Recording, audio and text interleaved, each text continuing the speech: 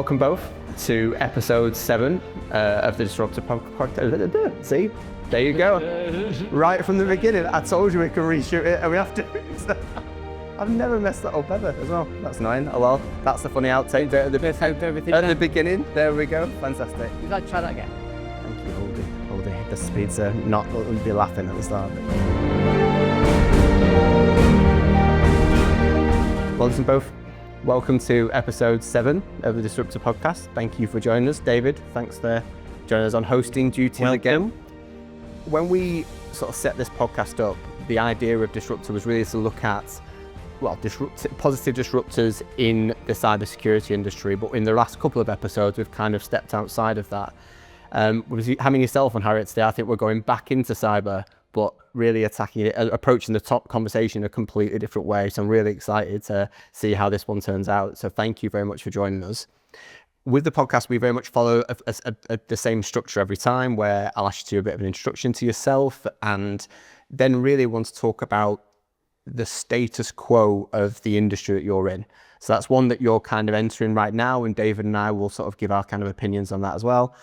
We'll then talk around the challenges of that, and the challenges of that, especially for yourself coming into that industry is new. The next part is really around the term positive disruptor. We believe as Utopia Cyber that we are a positive disruptor in what we do and the commitment to philanthropy and everything that we do. I'm just curious to understand what you think of when you hear those words, and then how you see yourself being that now and in the future in the industry. And then the final question is always set by ChatGPT. So I give ChatGPT a bit of a brief, and it comes back to me. Other AI tools are available for doing that, but we use ChatGPT for it. So first of all, thank you for joining us today. It'd be really useful to just give a bit of an introduction to yourself and your background and sort of how you found yourself here today. Yeah, of course. So thank you very much for having me. Pleasure. My name's Harriet, and I graduated with a cybersecurity degree in September of 2024. So I'm 22, and I'm from the digital natives generation. So I always grew up with technology, and I was very fortunate to have parents who told me that this is the future, go for it.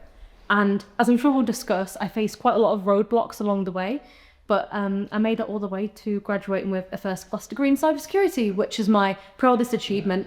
And now I'm looking at the graduate landscape and trying to decide where I go from there. Fantastic. Well, congratulations for it, first of all. Sorry, cheeky plug. Might be the first guest that we've had on that's got a first, and maybe the last. I'm not really quite excited. This is which I've been doing it for 30 years. And that's maybe that's it, but no. Good thing, but it helps. Well, first of all, well, congratulations. I mean, so what?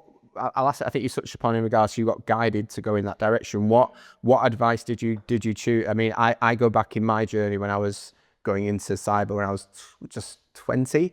My late father was a IT director, and he pretty much said, in his very northern way, this information security thing, as it was then, is becoming something it might be worth looking at. It was a very good decision and some great guidance. What guidance did you receive, and why did you make decisions to go down that route? Well, my dad kind of received the opposite advice from his dad, where he said, I really think this computer thing's going to take off. And his dad said, that's just a fad, it'll never happen. So he never did it, and always had that as a regret. So he always just encouraged me to go down that route. I'd say my first memory with computers was playing on Scratch, which, to explain for the viewer, I mean, those who are a few years older than I am, it's essentially a web-based program where you have this little sprite called Scratch, and you can drag and drop code blocks to make this character do things. And it really got me into computer science because I could recreate movies, TV shows, games I already liked on my own. And then my dad saw that I was kind of getting into that. I think I was introduced to it through school, and he bought me an Arduino, and that was when I first began my computer science journey, I guess. It's like 8 at that time. Well, in a sense of so, in regards to why cyber in particular, why that side of it, it's kind of weird. I think I've always thought it's like an emerging industry. It's very much not the case anymore. And I think that there was a mass shortage of resources, about 10 years ago. I think 10 years ago it was like one of the most under-resourced industries in the UK. It's obviously moved on a lot since then. I said, because I started it, I think very much in its infancy in the UK, I still feel that it's quite an emerging sector. Why did you decide? Why did you decide that that's the sector that you wanted to go into and sort of start your career in, really, off the back of your degree? So it's a little bit of a long story, but as I said, I already enjoyed computer science, and I was studying for my A-levels during COVID, and I really loved my computer science class, but I was told that I was not good enough at maths. And I say that with sarcastic inverted commas, because what do you mean by not good enough? They meant that I didn't score highly enough on a set paper during COVID in a classroom under high levels of stress. And the tutor, unfortunately, just didn't have enough knowledge about what kind of maths and visualization actually goes into cybersecurity. They just had heard maths equals good at computer science, and I apparently wasn't that. So, have you sent all those people your picture of your first? I told you so. I told you so. So yeah, they were just trying to do their best by me, really. Yep. And I ended up following their advice and doing a year of a politics degree, which it was worthwhile. And I met some really interesting people doing it. But I was just thinking the whole time that doing politics is really being an orator for other people. You have, whether it's a corporation or the constituents, you're just translating their ideas into reports for the cabinet or for parliament.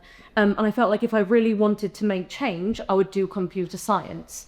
But I was also thinking that AI is going to replace programmers. So I didn't want to do a computer science degree because I felt like, the largest module for that is programming. What else was out there? Cybersecurity. I thought, well, that's not going to be replaced anytime soon. So We'll probably touch upon that in it. we'll see if I'll... I guess, Dave, the next question I normally ask the guest, the next question I'm actually going to put at you in regards to the status quo in the industry right now, in regards to, so we've touched upon AI, it's changed a lot in the last 10 years. I think it's continuing to change. So in regards to someone entering the cybersecurity industry 10 years ago, someone entering the cybersecurity industry now, what massive differences are you seeing? And probably we'll touch upon challenges, but just what is the norm right now? Yeah, I think for me, the maturity of the organisation has taken a huge leap forward in the last, say, 5 to 7 years, whereby it was a niche field within the whole IT industry. It was a pretty niche field. There was a couple of geeks sitting in a corner who were analysing some logs and saying whether good or bad was happening, right? What happened around 5 or 6 years ago is the industry woke up and decided that actually everything needed to be aware of this cybersecurity thing. And now cybersecurity is built into the core values of every IT player within the industry. So we were at a conference last year, or maybe even earlier this year, and all the stands were IT suppliers or IT providers. But all the stands were selling security. Yeah, and that's the biggest change that's happened in the last certainly 5 years from my point of view. I think when I first started, it was very much a bunch of people looking at Splunk logs and a scene log. You talk about AI taking over.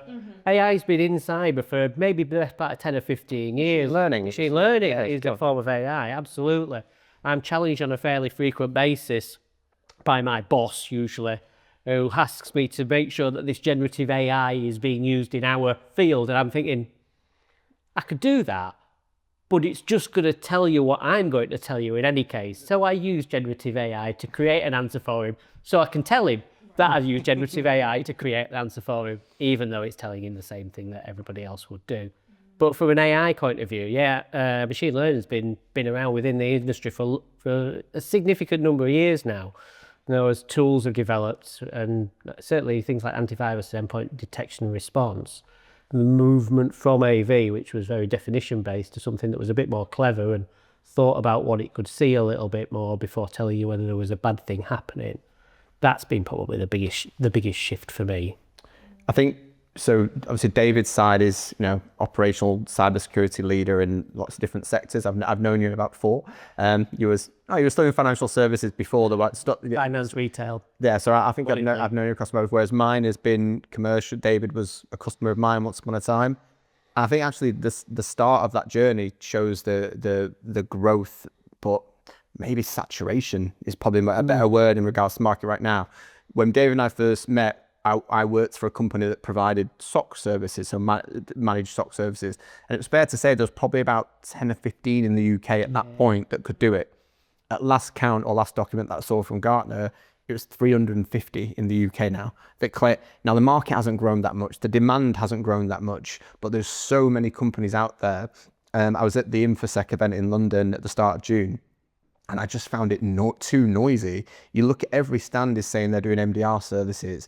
So I think that what you now have, and what probably is a challenge for current cybersecurity leaders and probably future ones, is how do you sort of break through all that noise and find the right solution, the right technology, the right partner to work with? Because there's just so many people wanting to get your attention. It's gone from being a very niche area to, for me, an overly saturated area in the space of about 5 or 6 years.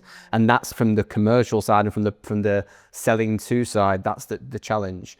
I'm hugely competitive. A hugely competitive space now, with a lot of organisations claiming they're specialists. There's a lot of noise within the industry, an awful lot of noise. We hear a lot. I get dinged several dozen times a week by organisations trying to sell me MDR. It's like this. The number of players within the market, as you rightly said, Dan, is just phenomenal as it stands right now, and they're all selling the same stuff. But the mad thing is, they've all been set up seeing the growth that their predecessors achieved, but they all can't achieve that level of growth. That's the problem. And from speaking to colleagues of mine that are still in the industry, it's going, well, we're expecting to see this 30% year-on-year growth. Well, it's like, well, when the market's getting bigger and bigger all the time. I also think there was a comfort factor previously of going for the biggest names and the biggest providers. But I've said this many times on this podcast, I feel like in some ways, from a budget perspective, the bubbles burst. There was just always more budget available. When I first started in information security, breaches made the back page of the Financial Times. Now the M&S one's on the front page of the Sun for 3 consecutive days. But still, so the demand and the budgets were always there, and the salaries were always going. I think it's always going to be a lucrative industry. What we're doing is really important. But I just think that bubble has burst now at the time when it's the market's the most saturated it's ever been. Harriet, coming back to you, in regards to coming out and looking at the industry, do you know what journey you want to go on right now? Do you know if you want to work as like David and Lee, who work within an organization sort of protecting that, or is it on the side of wanting to work for a provider? Have you got an idea of what your journey looks like at this point?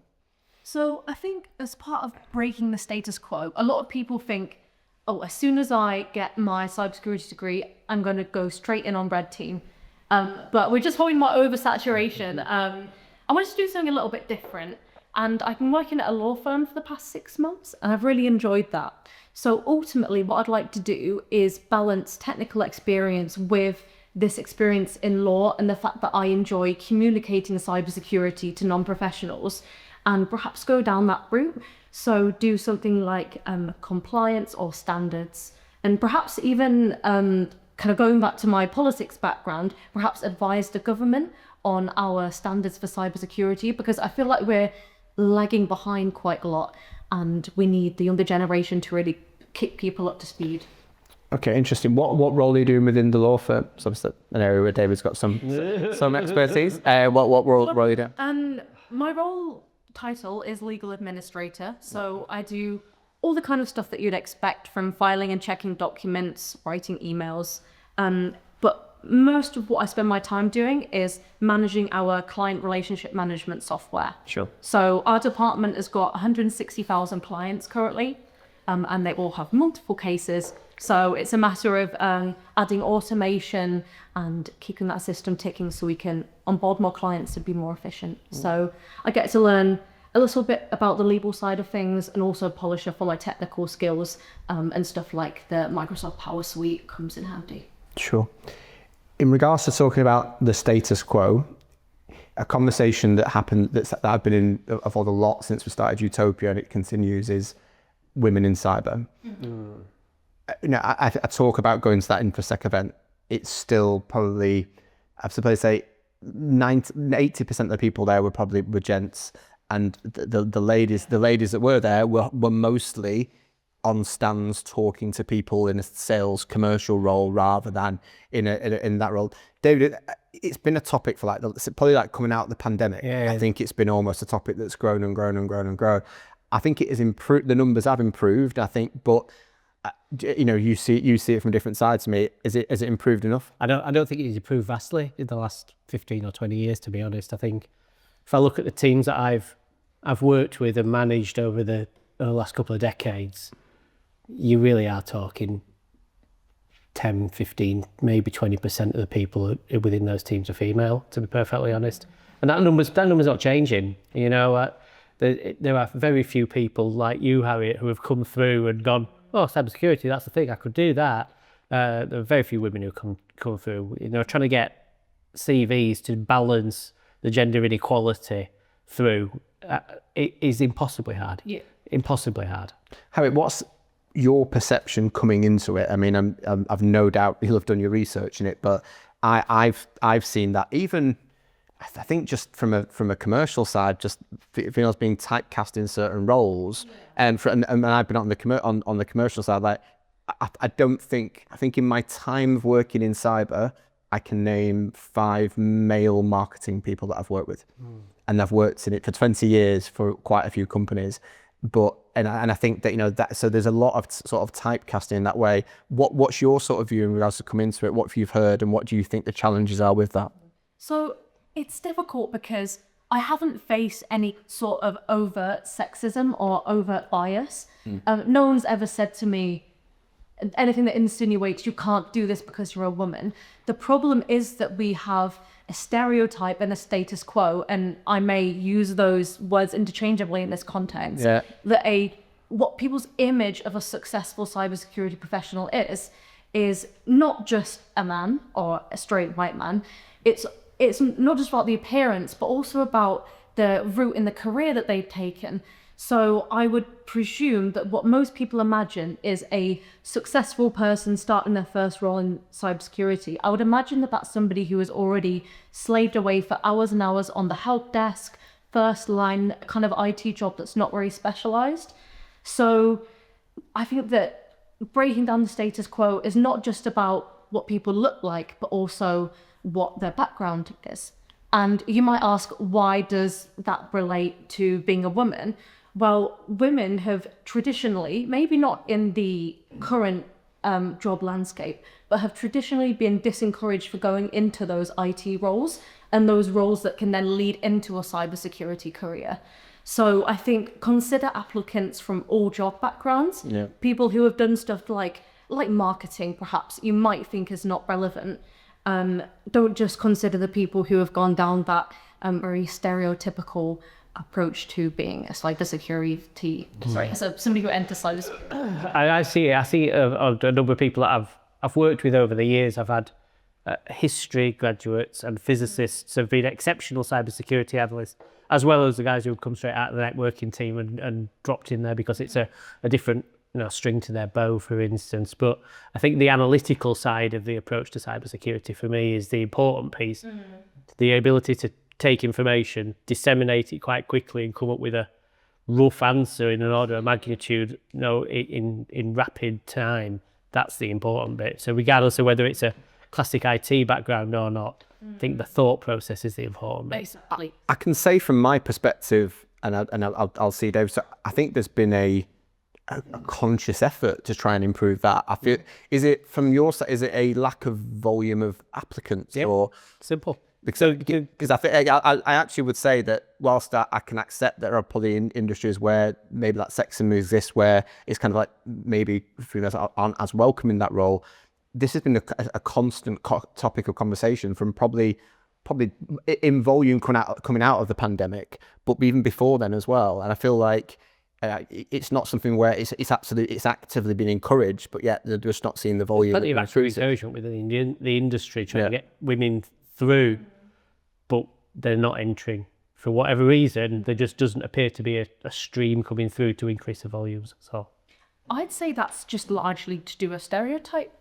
I feel like there are actions being taken, and as I say, I've never directly received any kind of bias, but for me, going into IT or cybersecurity, even at like a college or a high school level, there were those people there to encourage me from the very beginning. So all I had to go off was this stereotype from the internet of what a hacker looked like or what an IT guy looked like. So I think we need to kind of get into the school systems and start really young, start in school, start in the colleges, and show students what an actually diverse workforce looks like, and show real life examples, which is something that I would love to go into in the future, and perhaps with charity work or so on. But just that representation from a young age is what I think will get the application numbers up, because it's no good saying to women that are already qualified as marketers or nurses to say, why aren't you applying to cybersecurity? They were very true. We need to start from that younger generation and build up, just get the education there as a baseline. I guess it's a really good point about how is it? I'm quite curious. Going through university and coming through, how is cybersecurity viewed as an industry right now? Because we talked about it at that event that you mentioned, where it's still seen as quite a niche, nerdy industry. But as I said, like when I was sort of growing up and going through the similar ages, I wasn't even really aware of it. I don't know any part of the press that doesn't have cybersecurity on every day of the week. But right now, like you said, literally the M&S situation was front page news, was start of Sky News, coverage. It's such a high profile thing. So what's the perception from a student level of the industry? Is it seen as something that's quite cool and a great opportunity, or is it still seen as being quite niche and quite geeky, if you will?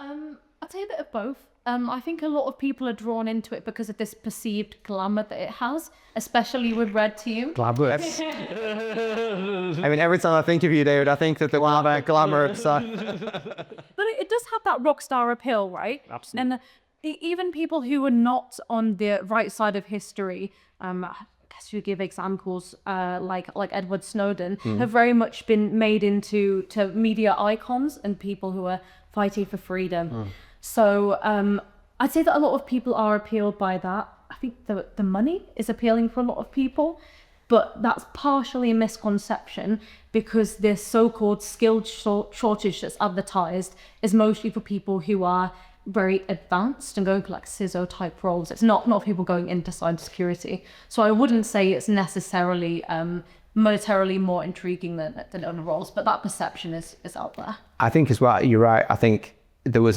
this perception, well, not perception, there was this message put out there 10 years ago that there was that shortage of CISO level expertise. The way I look upon it and seeing LinkedIn posts and things like that is actually, there's only so many of those roles out there, and a lot of the people that were hitting those roles were probably not in their 50s and 60s, they were in their 30s and 40s, so they still got long careers to go. So I feel like that's it. From an entry level perspective, Dave, going back, say, when I first met you, analyst roles, everything was there was automation that took place and machine learning, but a lot of it was that term eyes on glass and whatever.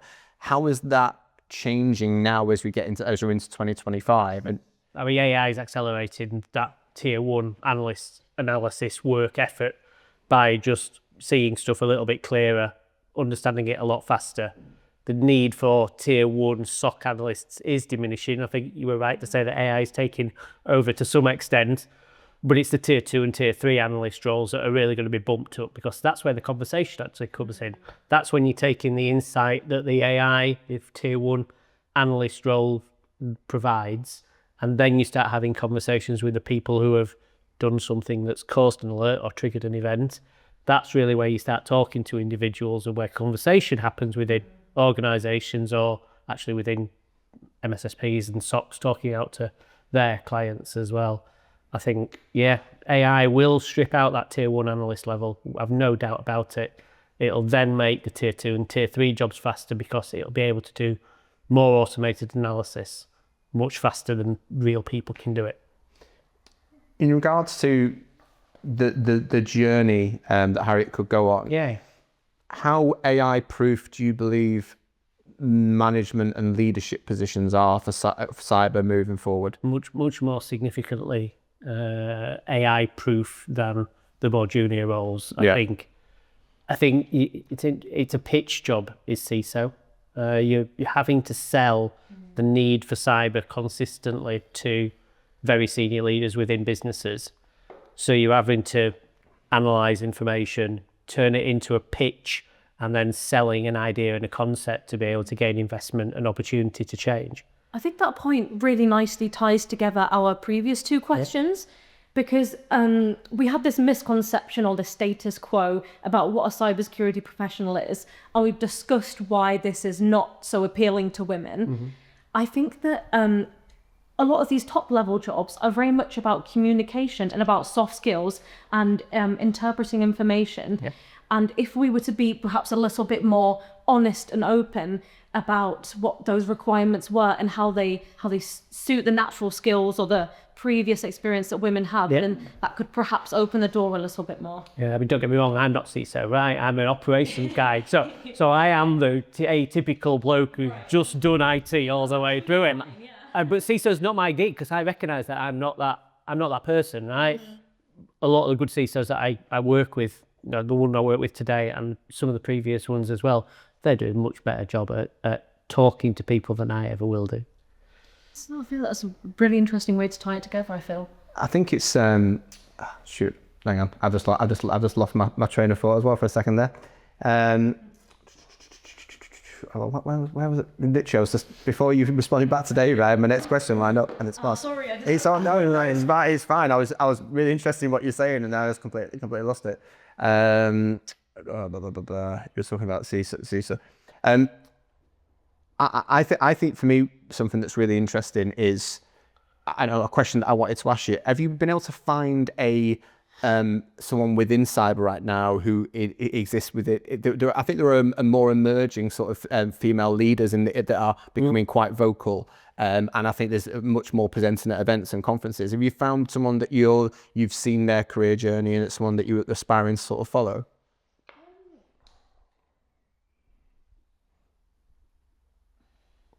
Sorry for the long pause. That is because I don't have many names, which is really sad.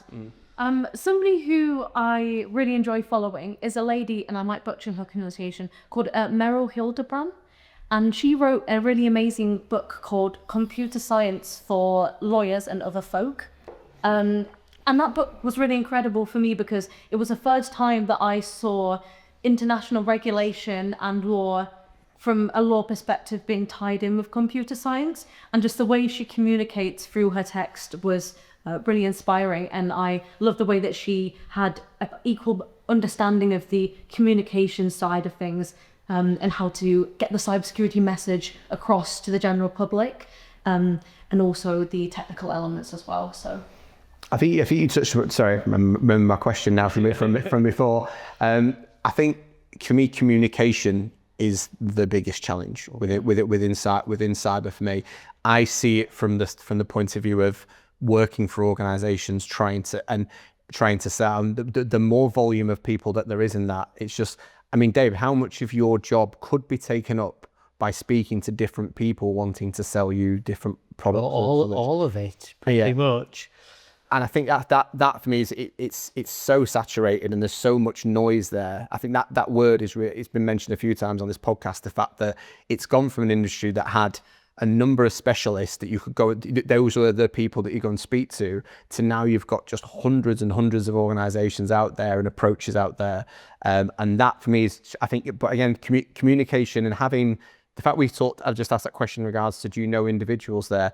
I don't think there's enough that are out there that are those sort of inspiring ones for the next generation of people coming through. But then again, I wouldn't say there's necessarily an abundance of male ones in that way either. Not superstars, sort of rock stars of the world, you know. They're not really household names. There's a couple of people that we know that are the ones that are on the BBC on a regular basis talking about cybersecurity. Yeah. There's an occasional one that crops up who's probably stolen a bunch of data and then become a rock star in that place. Yeah. But they're not household names. Cybersecurity experts are not household names. They do live in an obscurity space very often as well, because they would be attacked if they put themselves forward at the same time. There was two questions from ChatGPT, and I'm going to ask one now because it fits so perfectly with where we are.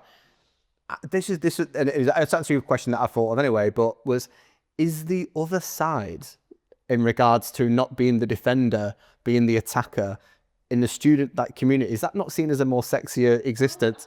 Is that because I'm thinking coming out of it, which wanting to have a career where you're thinking, right, I want to be a cybersecurity leader and communicator, and that's really inspiring. But I've just always wondered, especially in recent times, the M&S side, those doing the attacking look way more, it's way sexier role than those that are defending. No disrespect, David, to anyone in the industry.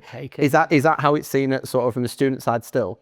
Yes, I'd agree with that. I think that everyone had kind of had this idea of what a hacker was, and they came in wanting to be this elusive figure that they had in their brain. So for me, of course, that was appealing. And once you start doing little exercises like hack the box, I think that's a really cool way to get into it. And it goes without saying that even if you want to be blue team and you want to defend, you should still have a good technical understanding of how the other side works.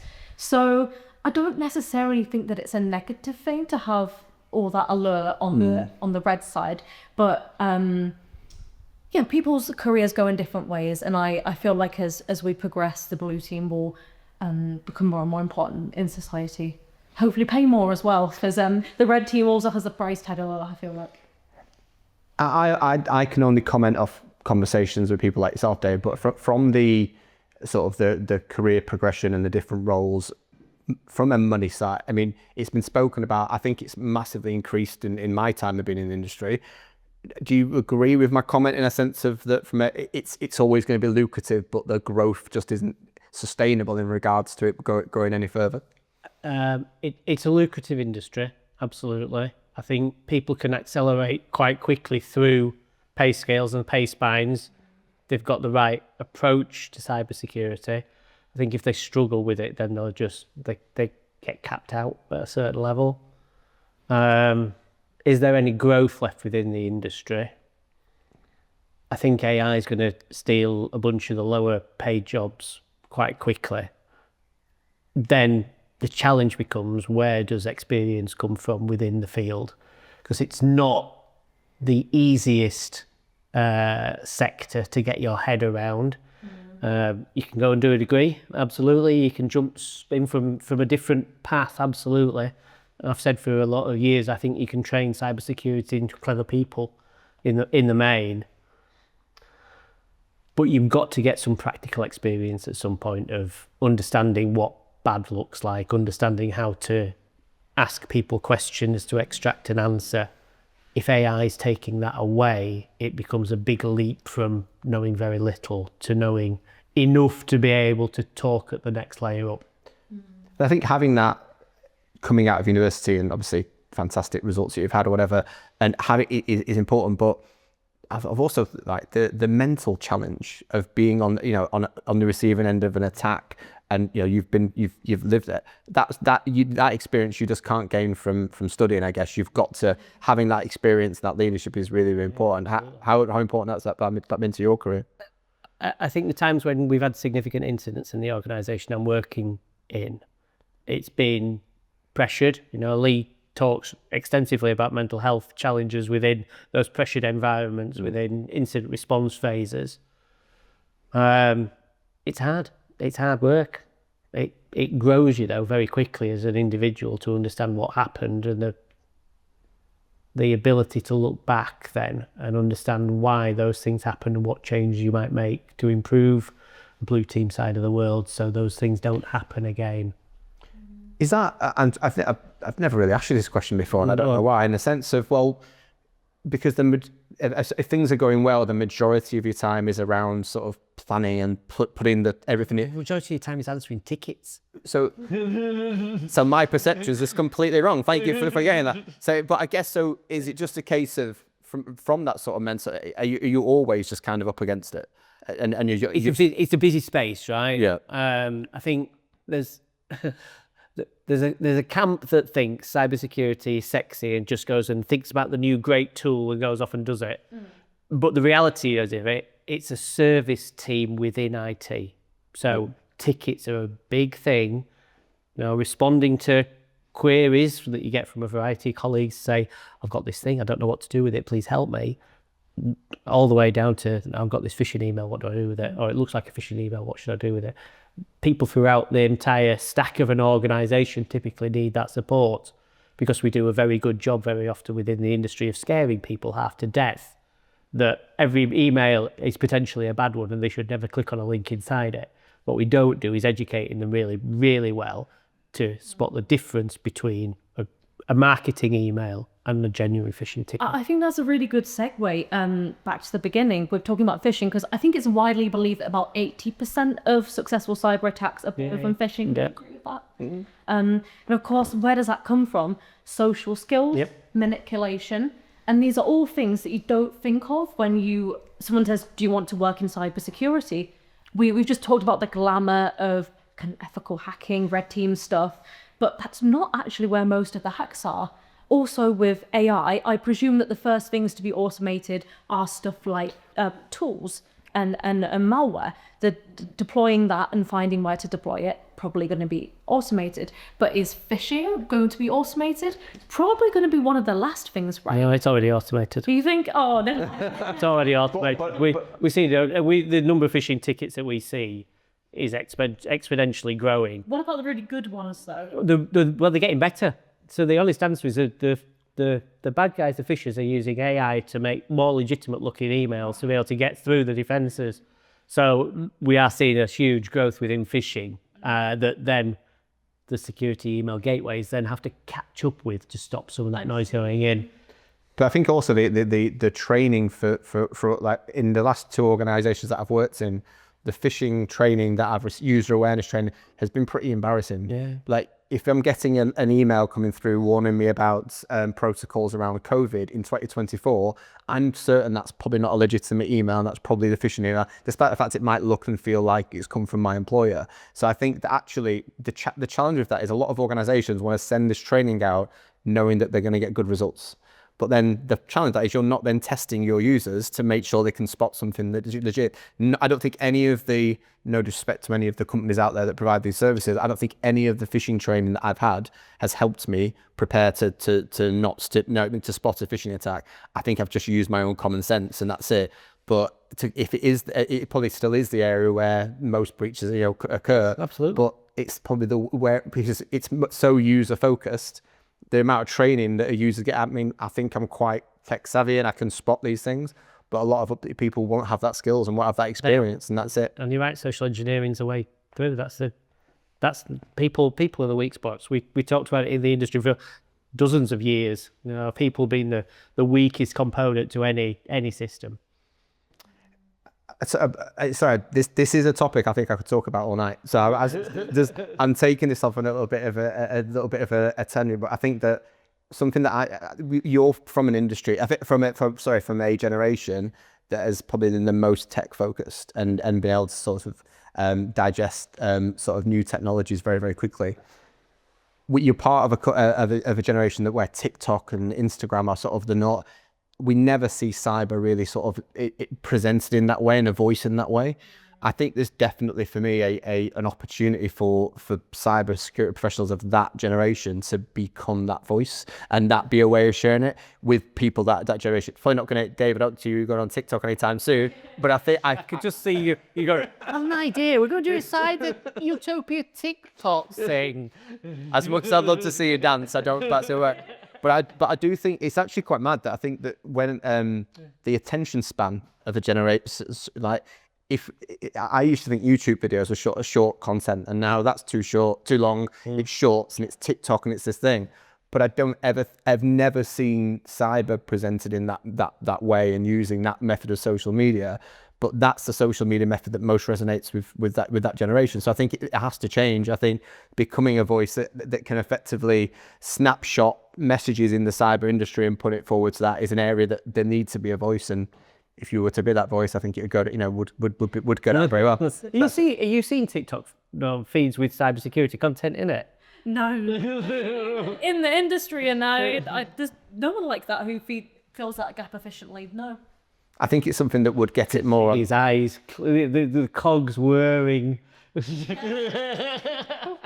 I would be lying to you if I said there wouldn't be a Utopia TikTok account by the end of the year, David. But you won't be asked to dance on it. Don't worry. It'll be more about good messages and things like that. Something else I wanted to ask is we talked about a lot on this podcast about ESG and generally sort of the employer that you're going to work for. When I was starting my career, the most important thing was what was the salary, what was the package, how much money can I earn, and what was my career progression like. It didn't really matter to me that much about the ethical impact or sort of broader social impact of the company that I work for. From speaking to people at recent events, so I did this charity event with the previous guest that we had, and speaking around the table to people in the sort of mid to late 20s, they were kind of like, that matters so much. For example, the event that they were at, they were paid by their employer to go to it. They were making meals for homeless people. He said, if we didn't have this given to us, we would actively go and find another place that is that massively important in regards to yourself, in regards to not just the role, but the message, the ethical impact of the organisation that you're working for as well? I do agree.